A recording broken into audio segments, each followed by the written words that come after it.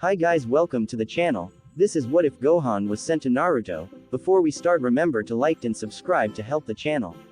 Also check the description for the creator of the fanfic. Chapter 10. Snake the trapped shinobi looked desperately around for a way out, but there was none.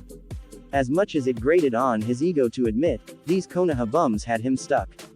He'd grown up being taught that the Rain Village was the best village in the world and that Konoha was one of the weakest, not worth the second thought.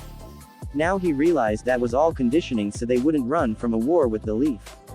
The three teens were encroaching on him now, making him sweat bullets as he backed up until his wetsuit touched moist, rotting, and slimy bark. He held his hands up in a pleading manner. Hey, come on now, he pleaded, hoping to appeal to the kid's better side. Maybe we can cut a deal. Sure, Sasuke said, smirking the whole time. You can give us your scroll. But I don't have it. Wrong answer, Gohan said brightly. He was actually having a small degree of fun watching the guy squirm. He wondered if this was how his mom felt when she caught him running off on some adventure with his dad. My thoughts exactly, Sasuke replied. He looked at the blonde in the group. Naruto, you're the village prankster, maybe you can come up with an inventive punishment. Naruto thought for a second, then he grinned his fox grin and laughed in an almost sinister manner.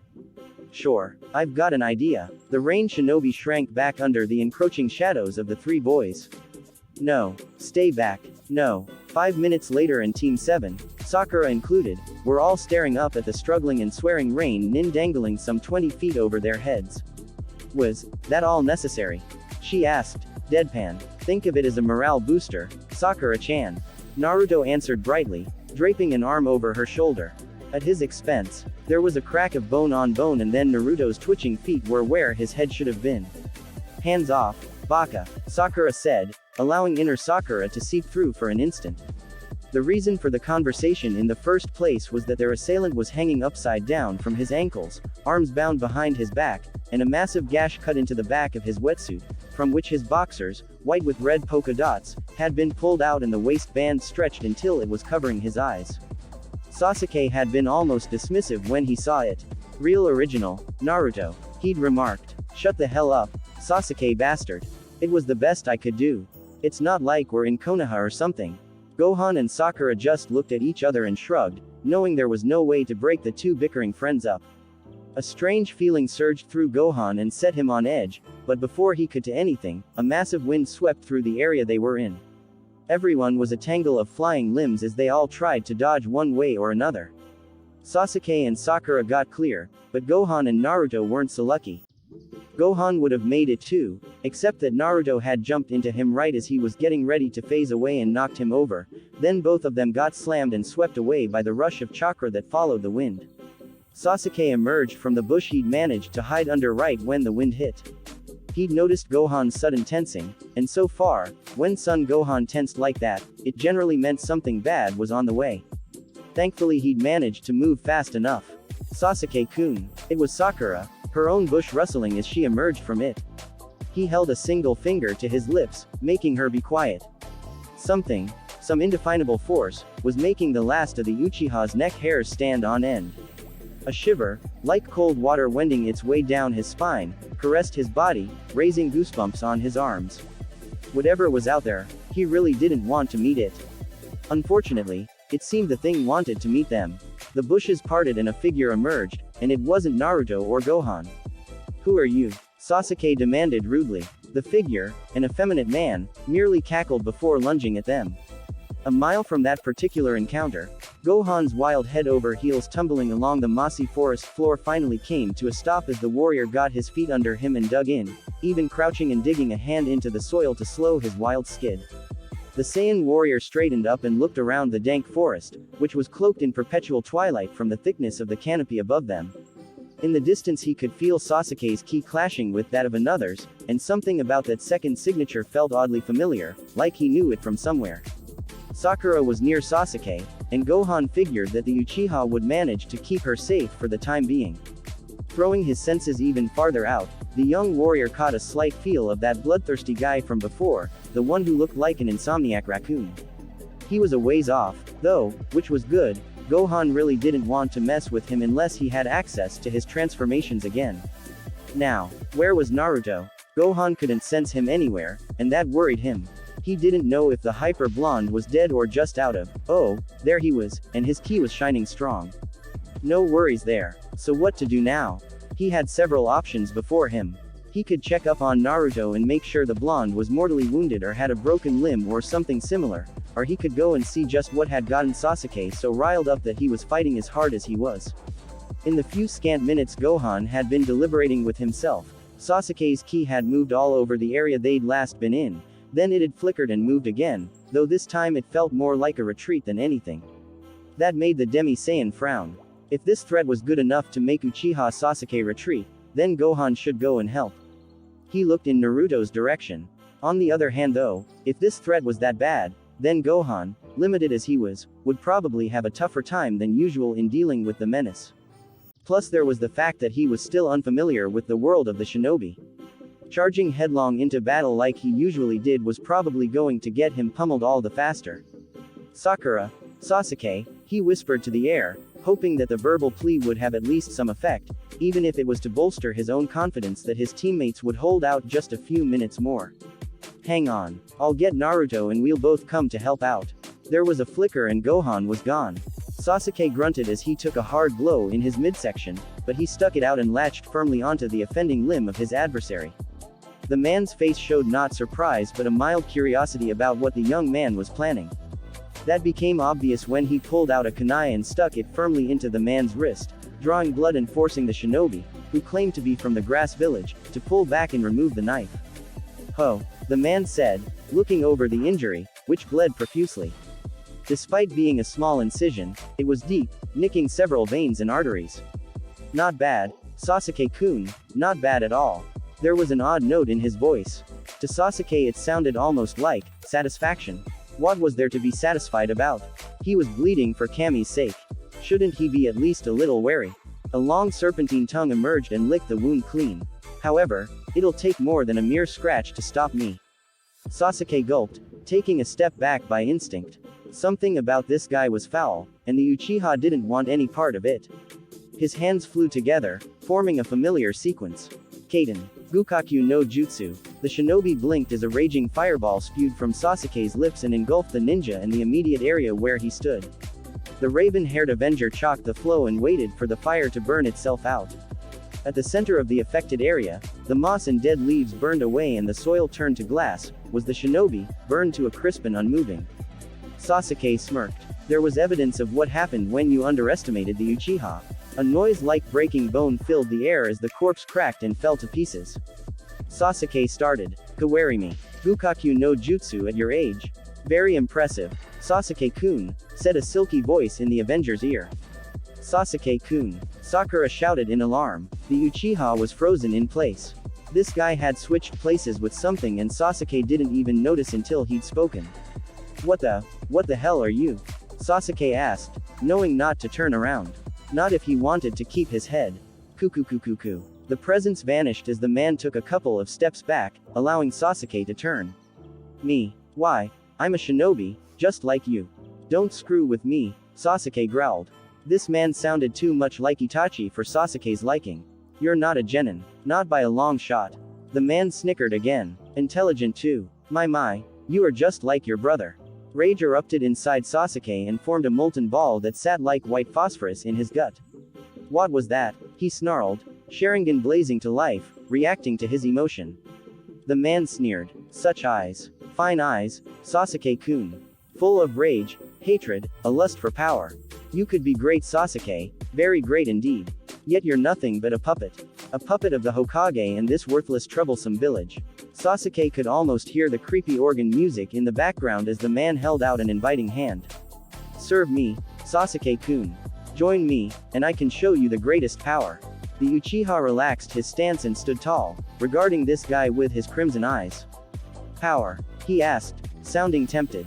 Sasuke-kun, Sakura asked hesitantly from the sidelines. Sasuke wasn't about to join this nutjob, was he? He was a Konoha-nin, loyal to the village, raised that way from birth, just as she had been, just as Naruto and Gohan-kun had decided for themselves with no one to instruct them otherwise. Yes, power, the shinobi exclaimed in a purring hiss, an insane light shining on his face, arm still extended. More power than you could ever imagine, and all you have to do is cast off your ties to this cesspool of a village. Cast it off, Sasuke-kun, and pledge your eternal loyalty to me and I can give you this power. He smiled malevolently. Itachi will stand not a ghost of a chance. Itachi, Sakura whispered. Was he the brother the shinobi had mentioned earlier? At least Sasuke-kun hadn't taken the offer yet. And he would never do it. Would he? The kunoichi realized that she really didn't know Sasuke like she thought she did. Naruto would never do it, he would work on his own until he had power. Gohan-kun had power, and had probably worked his ass off to do it. Sasuke had natural talent, but if he was tempted like this, she didn't know. The power to kill him? Sasuke asked. Yes. The shinobi hissed, eyes turning from brown to gold. That and more. He spread his arms wide. The power to crush him under your heel and grind his memory into dust. The power to surpass Uchiha Madara himself. The shinobi leaned forward, the insane light growing stronger, amplified by the shadows of the forest. Think of it, Sasuke-kun. You would be known as the greatest Uchiha since the founding of the clan. You would go down in history as the one who restored his family to prominence. The songs and scrolls would tell of your brilliance for centuries to come. Every child would grow up knowing and idolizing your name. He seemed to calm down and regain control of himself. And all you have to do, Sasuke-kun, is join me. Sasuke's head lowered, shadowing his eyes. Slowly, he began to walk forward, sandals scraping over the dirt with an ominous slowness. Sasuke-kun, Sakura shouted, tears welling in her eyes. No, Sasuke-kun, ignore her, the shinobi said. She is nothing but a liability to your greatness. You don't need her. You don't need anyone. You're right, Sasuke said in a monotone. I don't need anyone. His head snapped up, Sharingan blazing, and his hand lunged forward, a kunai sliding out of the coverings that wrapped his forearms, the knife driven to the hilt in the shinobi's stomach. I don't need anyone to kill him. The Avenger repeated. And I especially don't need you. He blurred away, reappearing next to Sakura, scooping her up bridal style and vaulting into the trees, ignoring the blush that was coloring the kunoichi's cheeks. The shinobi fell forward, wheezing and bleeding out from the wound in his abdomen. The gurgling continued, then all color bled from the shinobi and he turned into a mound of mud. The trunk of a tree rippled and Orochimaru stepped forward, totally unharmed. He snickered in delight. Ingenious, Sasuke-kun. Simply astounding. You almost had me. A feral, predatory grin lit his face. I'm going to enjoy this. His ominous chuckling filled the clearing long after he disappeared in pursuit of the Uchiha and the Sharingan he possessed. Naruto. Are you alright, Naruto? The snake that Gohan was shouting at raised its triangular head and hissed at the hovering Saiyan in agitation. A muffled shouting could be heard coming from the sizable bulge in the middle of the 60-foot-long creature, whose scaly hide was tan and dappled with green spots so dark they were almost black. Inside the snake was Naruto. He could hear Gohan shouting for him, but there was nothing he could do to answer, as mashed and compacted as he was. It was all the blonde could do to even breath. Shit. If I don't do something soon, I'm Snake Chow. Naruto thought angrily. There were two ways for him to get out of there. He could cut the snake open, or he could wait, be digested and then come out as a huge snake turd in a few weeks. Naruto liked the first idea better. He dug into his holster and pulled out a kunai, digging the blade into the snake's gullet as best he could. The slimy insides were too wet, though, and the knife slid off the flesh and out of Naruto's hand. In the lightless environment he was in, there was no chance at all he'd be able to find it again. Fine, Naruto said to the snake. You don't wanna be cut open? Well then, get ready for plan B. He made a hand seal that he didn't need light to make sure he was doing the right way. Outside, Gohan watched helplessly as Naruto moved further down the snake's reptilian length. He could blow the snake open with a ki blast, but that ran the risk of killing Naruto from the shockwave and heat. But after running through all other potential options, Gohan decided that it was the only thing he could do. He charged a blast and took aim at the snake's head, but stopped when he noticed the bulge acting funny. It was rippling and contorting like some kind of fluid-filled creature you might find in a horror movie. A muffled cry reached Gohan's ears. Taiju Kage Bunshin no Jutsu. The snake bulged like it was an overfilled water balloon, then it exploded in a spray of blood and thicker things, covering Gohan in slime. When the chaos subsided, hundreds of Narutos filled the area where the snake had been resting. There was a massive explosion of smoke and there was only one Naruto left. Naruto. Gohan cried with a laugh as he floated down to his friend. Wow, you showed him, didn't you? I hate snakes. Naruto shouted to the world. What am I, a snake's entree? He sniffed his jacket. Damn it, now I smell like snake gut. Hey, Gohan, didn't you get eaten? The dark-haired fighter laughed. Almost, but he got a little more than he bargained for. In the forest canopy, Team 8 was clustered around a grisly sight. Kiba-kun, what is that? Hinata asked, sounding a little faint. That wasn't really a good question. It was quite obvious that it was a snake, a massive one at that, impaled through the roof of its mouth from the tip of the pine tree that had been rammed through the top of its skull. The lower jaw was propped open by the tip of the tree, making the snake look rather surprised. A strong wind whipped the canopy and made the tree from which the corpse was dangling sway and at the same time kicking up a foul scent. Looks like a snake, Shino said simply. We should steer clear of whoever did that. There was a thud and a cry of alarm from Hinata. Oh no, Kiba-kun. The boy was laying spread eagle, his eyes swirling, and obviously out cold. What happened, Hinata? Shino asked. I don't know. He just passed out. Another wave of stench washed over them and Shino covered his nose with the sleeve of his coat. Must have been the smell. The bug user sighed. Sometimes, Kiba could be so pathetic. Thud. Oh no. Akamaru too. Shino sighed again and moved to help Hinata with his teammate. Sasuke slammed into the tree with enough force to make him bring up blood. The situation had gone from bad to worse. The creepy shinobi with a huge ego had caught up with them and now Sasuke was totally on the defensive, struggling to just keep breathing as the grass nin played with him. Just acknowledging that he was being toyed with set the Uchiha's teeth on edge. As much as it grated on him to admit, he really missed having Naruto and Gohan by his side. Well, this has been fun, Sasuke-kun, but now I think it's time to call it a day and move on with my plans. The nin pulled back his sleeve and revealed an odd-looking tattoo on his forearm. He raised a thumb to his mouth and bit down, and then swiped the bloody digit over the tattoo, leaving a red smear. The shinobi's hands folded together in a series of seals. Ninpu. Kuchio's no jutsu. A tremendous explosion rocked the trees and when the smoke cleared, the shinobi was standing atop a mammoth snake with horned eye ridges and mud-brown, rock-like scales that looked like stone armor than anything else. The man smiled. I warn you, Sasuke-kun, he likes to play before he eats. He shrugged in a gesture of mock helplessness. I just don't know what to do with him sometimes. The massive snake let off a deep and rolling hiss then lunged for him, mouth gaping wide, revealing fangs that were taller than Sasuke was. The Uchiha found himself so frozen that he couldn't do anything but sink to his knees and close his eyes, waiting for the end. There was a noise like a collision and Sasuke found himself thinking that if this was death, then it wasn't so bad. Then he realized he wasn't dead and his eyes snapped open to see what had saved him. An astounded sight greeted his eyes. Gohan, muscles bulging and straining so hard that he was shaking, had a hard grip on each of the snake's fangs and was holding it back with just muscle power alone. The snake pushed and forced the Saiyan back a few inches, the warrior's feet digging furrows in the hard and hoary bark of the tree limb they were on. Gee Gohan, what are you waiting for? The other team ground out through gritted teeth. Get out of here. Sasuke didn't move. Gohan swore, something Sasuke had never heard him do. The Uchiha didn't even realize Gohan knew the words to use. Naruto. Get Sasuke out of here. He skidded back another few inches. Hurry. I can't hold this thing much longer.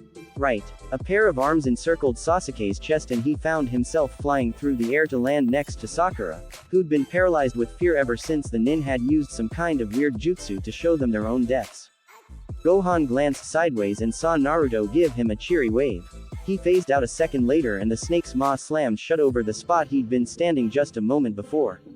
The grass nin blinked and looked to the side, spotting the entire Team 7, from a shaking Sakura to a sweat-drenched and puffing Gohan. Well, we meet again, he said, aiming his words at the Saiyan. Gohan, you know this guy? Sasuke asked, staggering upright again. Yeah, he sat next to me at the first exam. Who is he? I don't know, but he creeps me out. Laughter filled the air. Excellent show. Gohan was it. The teen in question nodded curtly. You're much stronger than I gave you credit for. It appears I've been lied to. There's more to your power than just a brutal sensei, and I'm going to beat the answers out of you. The snake turned and moved for them. Gohan got ready to fight, but Sasuke stepped in front of him. Hey, he called to the snake-like man. We're not done yet. The man tapped his chin. No, I suppose we're not, Sasuke-kun. He made a hand seal and the man's neck shot forward faster than anyone could react. Next second, Sasuke was screaming in pain as the shinobi sank fangs into his neck, just like a vampire would. He withdrew, neck retracting to its normal length, and Sasuke collapsed, wincing and clutching at his neck as 3 black tomo, just like the ones in his Sharingan, formed on his skin. He heard the cries of his teammates, but his attention was on the snake man in front of him. Just who the hell are you? He demanded in a pain-laden voice. The man looked surprised. You can still speak. It appears I've chosen well then. Very well. I'll reward your tenacity. Remember this well, Sasuke-kun. My name is Orochimaru. He reached up and pulled his right eyelid down. I'll even show you my true face. Then he pulled his face right off, showing them a man with gold eyes, purple markings around his eyes, skin so white it looked as if he were a corpse or had never seen daylight in years, all framed by long black hair. His Harai showed a musical note. Here you go, Sasuke-kun. This is my true face. He let the skin he'd ripped off like a mask flutter to the horrified members of Team 7, and Gohan noticed that it wasn't a mask, but an actual face. Somehow, some way, this Orochimaru person had stolen the very face off of some hapless shinobi. Fire shot through Sasuke's body, and he screamed long and loud, filling the air with his cries as he screamed as fast as he could draw breath, clutching hard at his neck until blood flowed. Then he fell silent and passed into the blissful darkness that engulfed him. Sasuke! Gohan shouted, feeling his friend's ki begin to waver and fade. He crouched by the raven-haired teen and noticed that Sasuke was drenched in a cold sweat. Sasuke. He won't answer, Orochimaru said, not sneering or condescending, just simply stating a fact. That cursed seal I marked him with had a 90% chance of killing him. Shock and rage slammed through Gohan, waking him up and energizing him like a jolt of electricity. I wonder, will Sasuke-kun make it? You. Gohan shouted, standing up and getting ready to rush and shred Orochimaru. For once, he wasn't reluctant to fight. He wanted to kill this guy, to shred and crush him, as utterly as he'd crushed Sasuke just now. There was a noise like an explosion and Naruto was bathed in a sinister red chakra, complete with red eyes and thickened whisker marks. I'll kill you. Naruto howled in rage and bloodlust, then leapt at the snake Sannin, his speed doubled from what he'd ever been capable of before. The snake twisted and Naruto shot past, but he swiped with his clawed hands and opened a wide and deep gash on the snake's scaly underbelly. The enraged blonde rebounded off another tree and sped again at Orochimaru, the force of his chakra so great there was a burn mark in the shape of a sandal sole on the tree. Orochimaru leaned back, then gave a short uppercut that burrowed into Naruto's belly and launched him up just as effectively as any Z fighter could, the boy's body bouncing off the tree branch above and falling back to earth, where Orochimaru caught the boy with his long and serpentine tongue. Gohan went to help, but it was too late. Orochimaru slammed his fingers into Naruto's stomach and the boy went limp, out cold like Sasuke. A casual flick of the tongue sent Naruto flying over his shoulder and on a one-way ticket to the ground and a bloody demise. The Saiyan didn't hesitate, diving for the blonde without a second thought, but his ankle was snagged by a wet rope that, when the Saiyan twisted around, revealed itself to be Orochimaru's tongue, again, coiled around his ankle and leg like some kind of pink python. Naruto! Gohan cried, unable to do anything but watch. A streak of sliver flashed from nowhere and Naruto was hanging, unconscious, by his jacket from a kunai that had burrowed into the bark and stopped the blonde's untimely demise. Got him, Sakura said, relieved that she'd made the shot. Thwog will? Orochimaru asked, his words slurred and murdered by the length of his tongue. Dwanmit. He lurched and Gohan found himself flying through the air to slam into the tree next to Sakura. The disgusting rope around his ankle uncoiled and retracted back to where it belonged. Gohan-kun! Sakura shouted, kneeling next to the other teen as he rolled onto his stomach and lurched upright. Are you alright? Yeah, I've been worse. He looked at Sasuke, sweating outright now and shivering, then at Naruto, swaying gently from his kunai, then at the man responsible, who was watching him in turn with a curious look. Rage punched him again, and this time he grabbed it, amplified it by thinking of Cell killing 16 and his father, of Frieza killing Krillin, and used that firestorm of hatred and anger to boost his own power. Sakura blinked as Gohan seemed to glow, then the light exploded off of him in a shockwave that shattered the bark around her, then the hurricane right behind it whipped the slivers of wood away and sent her dress flapping, Gohan's cape dancing, and Orochimaru's hair flying. All around the forest, and even into Konoha itself, All who were even marginally knowledgeable at how to sense chakra stopped and looked around, though only a few truly knew what was going on.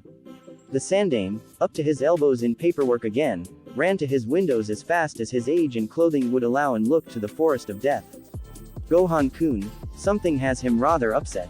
The old man pulled out his crystal ball and sat down, searching for the boy in question. When the view entered the forest, it went snowy, like a TV with bad reception. The chakra in the area is too great for my view to see. What's going on in there? In the Junin lounge, all three of the rookie 9 senseis stood and ran to the balcony, feeling the maelstrom of power radiating from the forest.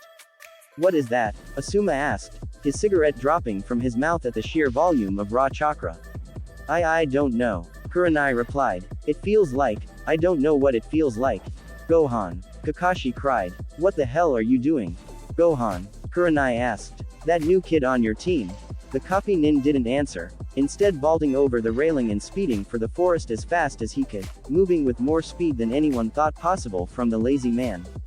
Gee Gohan-kun, Sakura asked hesitantly, to which she only got a hard onyx gaze, and no reply. Kuku. Orochimaru laughed gleefully. Excellent. Wonderful. Gohan-kun, simply wonderful. You possess far more power than I'd ever dreamed. He looked down with that insane gaze back again, one that seemed to warp his entire face. I'm going to get you to tell me the secret. The son of Goku didn't answer, instead reaching up to his cape and pulling it over his head, eyes never leaving Orochimaru's for a second.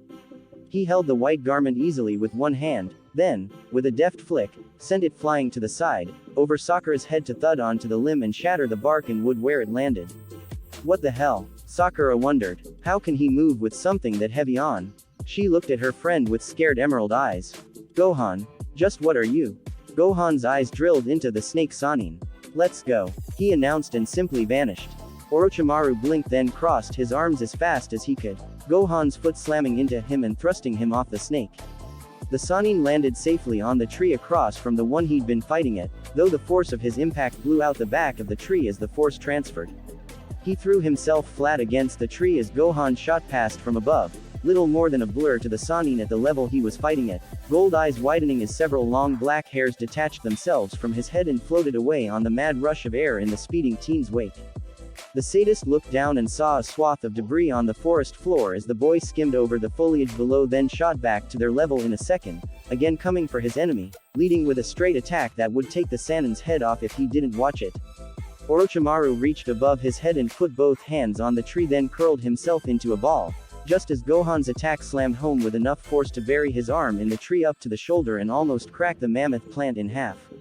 The Saiyan saw white as he didn't pull his arm out in time and both of Orochimaru's heels slammed into the top of his head, sending him speeding to the ground, his arm ripping a gash the length of the tree until he slammed to earth and raised a massive cloud of debris, from which he shot like a bullet and tried to hit the Sannin with an uppercut.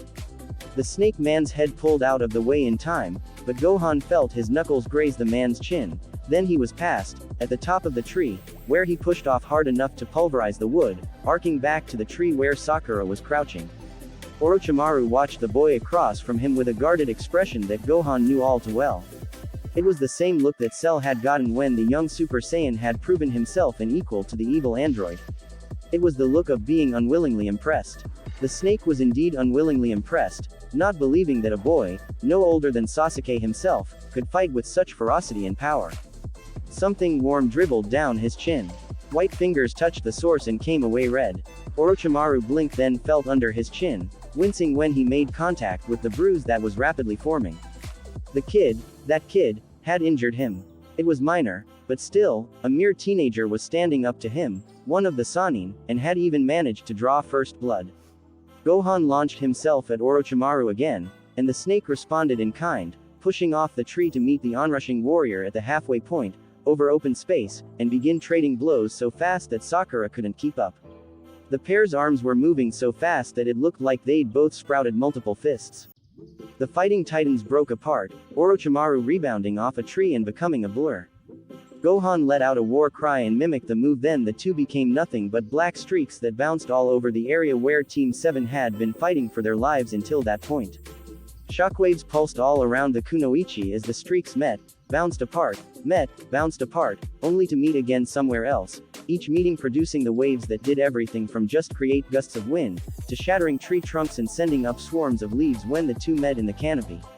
One tree, a good 50 feet around, simply broke apart when the blurs met at its midsection, the ancient giant shattering like a toothpick, the entire upper half slowly falling for the ground below with a creaking noise.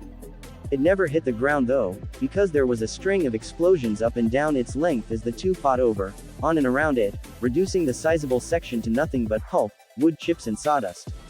Gohan reappeared next to her as if he'd simply popped out of thin air, and he looked a little worse for wear. Small cuts and bruises covered him and his GI had a massive gash ripped in the right leg at the knee, showing hard-corded muscle that looked like he was chiseled out of marble. He was breathing hard, panting as if he'd been running for miles, sweat staining his front and running down his face, though his eyes still burned with the intensity of the sun. Orochimaru appeared across from them, and he was in a similar state, cut and bruised, beaten and battered, though his clothing was tattered and not gashed like Gohan's was. He was breathing hard and sweating as well, though Sakura couldn't help but notice that Gohan's breathing was deeper, and he was sweating just a little bit more. She blinked up at the Saiyan warrior from where she knelt at Sasuke's side. It's not possible, is it? Is it possible that Gohan-kun's still not as strong as Orochimaru? If that's true, she turned horrified eyes on the sinister man across from them, then how powerful is he? Gohan was having similar thoughts. Damn, he cursed. I'm going all out and this guy is still better than me. I'm making him work, sure, but I can't keep this pace up without transforming, and he looks like he's not taking this seriously. He's testing the water, seeing what I can do, and wearing me down by matching my pace. He glanced down at Sakura, who was watching Orochimaru as if some horrific though had occurred to her. She knows, he realized.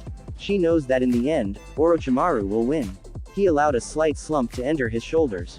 It's over. I can't win. Orochimaru appeared on their branch, looking smug. Well, that was a nice warm-up. I thank you, Gohan-kun. His gold gaze turned to Sakura. Now, I think it's time we kill the excess baggage. A sword emerged hilt first from the man's mouth, which he grabbed. He licked his lips. This is the Kusanagi. Pretty isn't it? Sakura shrank back. Oh don't worry. I'll make your death painless. Stop it. Gohan shouted, lunging to grab the sword, to prevent a death based on a whim. A curt backhand slammed the teen into the tree's trunk.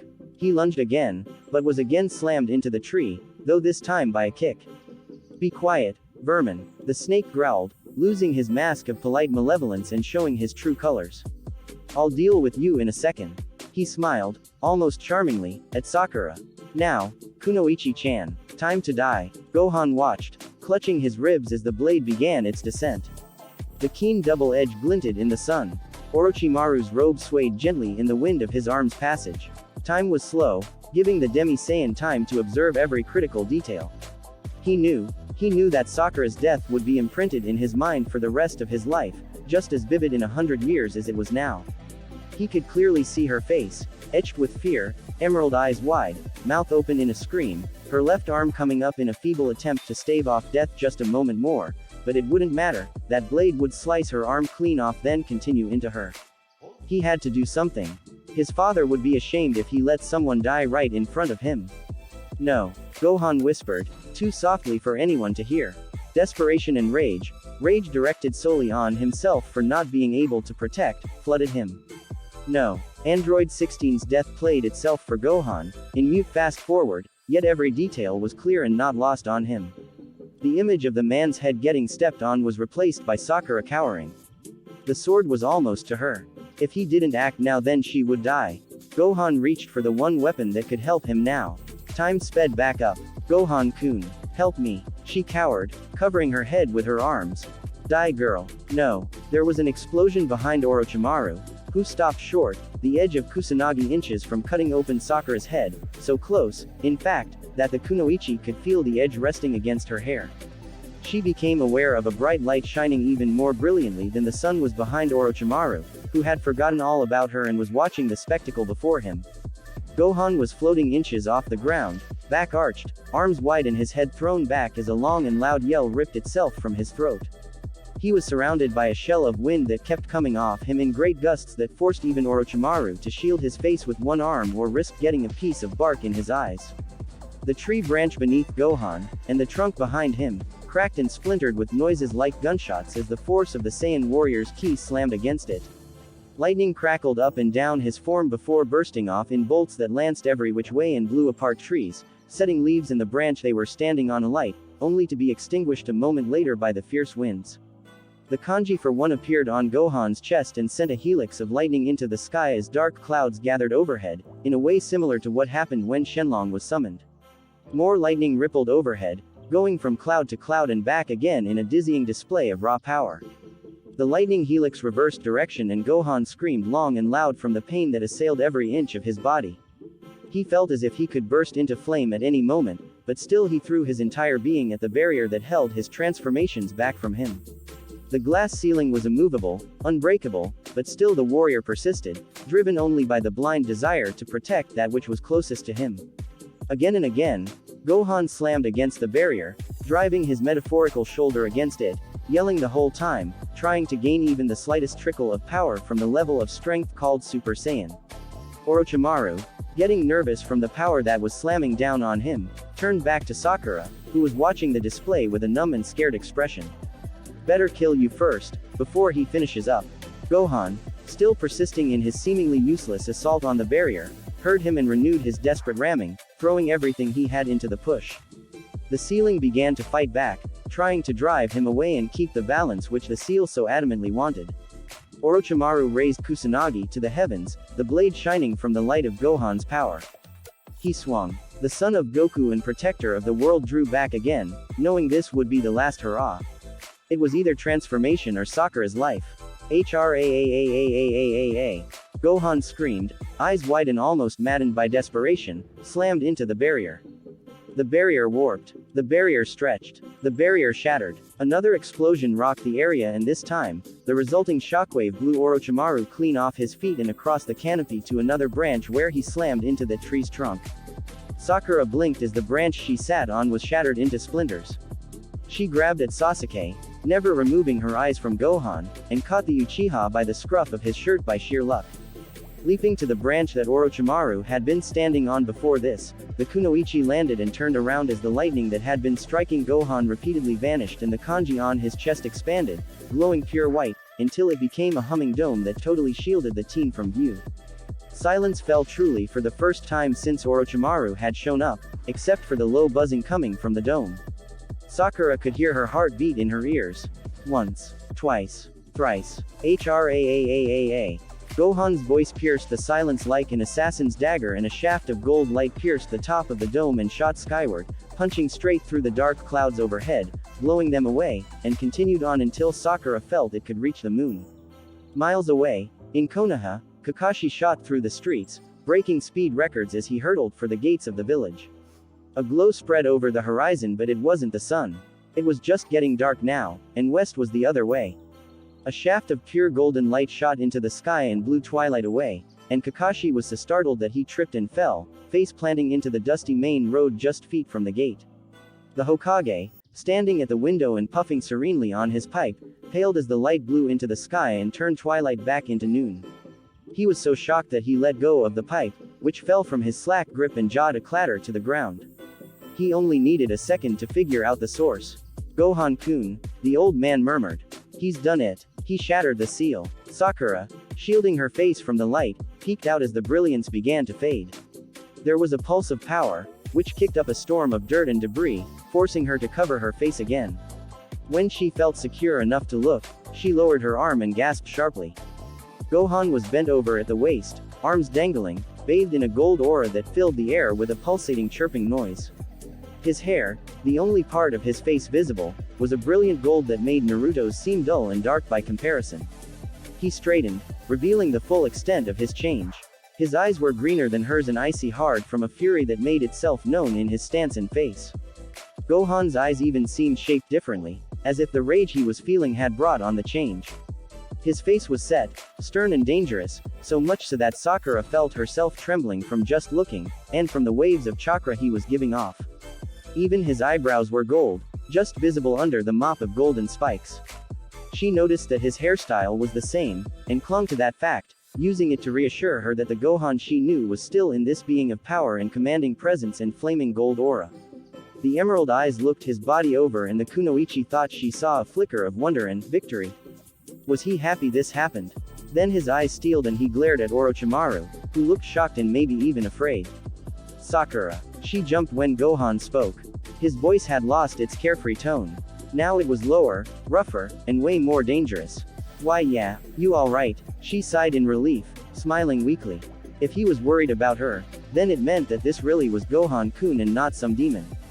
Yeah, good. He vanished. No phasing out, no blurring. Just 1 minute he was there, then the next gone. She didn't even blink. Now, Orochimaru, you and I have some unfinished business to take care of. The Sannin tensed when he heard the voice behind him. Something told him that this was about to get ugly. Gohan. The boy jerked. He knew that voice, even if he hadn't heard it in more than a year. Was he hallucinating from exhaustion, or was this like that time at the Cell Games, when his father had spoken to him from other world? There was only one way to find out. Dad, he whispered, ignoring Sakura's look that told him quite clearly he'd lost it. Yep. How you doing, son? But how? Orochimaru looked at Gohan's moving mouth and was reading the boy's lips. He'd lost it. There was no one there. The Sannin smirked wickedly. He would make this slow. Might as well let him finish his little delusion first. What do you mean? Well, you know. Gohan was oblivious to Orochimaru being right there. He didn't want that sadist to find out that he was from another dimension. Know what? Goku's voice was puzzled. A new voice broke in. We're in another dimension, you dum-dum. King Kai shouted. Now hurry up. This talking across dimensions takes a lot of work and it racks up long distance. Oh, sorry, King Kai. Listen Gohan, I know that you think it's hopeless, but you thought that about Cell right? Yeah, so. It still doesn't explain why you're doing this. What? I'm not allowed to give my son a pep talk. Admit it Gohan, you need it. Hurry up. Alright, sheesh. Listen Gohan, to make a long story short, Grand Kai showed King Kai here how to talk across dimensions, and we've been watching you, Gohan. I have to say, I'm proud of you. Gohan could hear his father grin and he felt tears well up in his eyes. Okay, now, King Kai thinks he knows how to get you to transform and even the playing field a bit. What? Really? Yep. And he says it takes resolve. Resolve? Yeah, and you just don't have enough. Against that ice guy you were trying to just make a way out. For that masked guy with the weird eye and the old man, you were just trying to show them. You haven't even tried for this battle and I think you can do it. I still don't get it. King Kai cut in. Listen very closely, cause I can't keep this up much longer. You're protecting your friends right now, right? Well, there's your resolve. Don't let them get hurt by that creepy guy. I'm not saying the transformation will be easy, but you can do it. Then they were gone. Gohan stood proud again, glaring at Orochimaru. I won't let you down, Dad. His stare became defiant again. Orochimaru, I'm going to kill you. How? The snake asked. You're almost at your limit, Gohan-kun. You can go no farther. No, I can go just a bit further. Oh, show me. Gohan slid into a deep stance. Alright, but you asked for it. He tensed, veins bulging on his body, muscles straining. HRAAAAAA. Once again, winds blasted up around the warriors, though this time it blew with such force that it actually hurt. Bark on the tree behind Gohan ripped and stripped away in sheets. Cracks formed on the branch beneath him, and a gold aura blazed into being around his form, flaring and growing higher in response to the Super Saiyan's growing power. I recognize this. Sakura murmured. This is like the day at the bridge. It was all, Gohan-kun. The lightning began to helix into the air, charging it with static and raising the scent of ozone. Then it doubled back and Gohan yells changed to pain. He felt like he was on fire from every pore in his body, but his father's words rang in his ears. The power pulsed, trying to blow him off his feet, but Gohan resisted, digging his heels in and throwing his power against the barrier again and again, on the other side of which he could feel his next level begging to be released. Resolve. Gohan repeated over and over in his head as his eyes changed from black to an emerald that rivaled even Sakura's. He began to curl up, forcing his power to even greater heights. Resolve. The barrier cracked. I will not allow you to hurt my friends anymore. Gohan shouted to the heavens, his voice echoing off the trees, despite the racket from his transformation. The barrier shattered into so many pieces. There was an explosion and everyone was knocked off their feet as Gohan screamed again, and the aura went from flame-like to a column of pure gold light that shone like the sun and extended into the sky, visible for miles, pushing the clouds away from it, and bathing the forest in gold light, even shining over Konoha, where everyone stopped their business and looked at the beam that seemed to go on forever. Kakashi gaped, almost to the gates of the village, tripping and falling from not watching where he was going. The Sandime's pipe dropped from his open mouth and clattered to the floor. Sakura quit shielding her eyes as the light began to fade. She squinted, then the light vanished completely. There was a burst of wind that made her shield her face again before she could look. When she felt safe again, she peeked out from her fingers. "What the hell?" she shouted. Gohan was completely changed. He was outlined in a chirping aura of gold ki, his muscles looked bigger and even more defined, a gentle breeze was rolling off him, but the most startling change was his face. His eyes had turned green, greener than hers, and they burned with a cold fury that made them seem harder than an emerald. His hair was gold, even more so than Naruto's, and it was spiky, just like his normal style, though it seemed more so because now each spike was illuminated in cold golden relief. His hands, clenched at his sides, lowered to hang straight. The boy spoke, his voice audible even over the pulsing chirp of his aura. "I will not let you hurt them anymore." Thanks for listening. If you want the next part of this video, be sure to like, subscribe and comment and hit that bell notification. See you next time.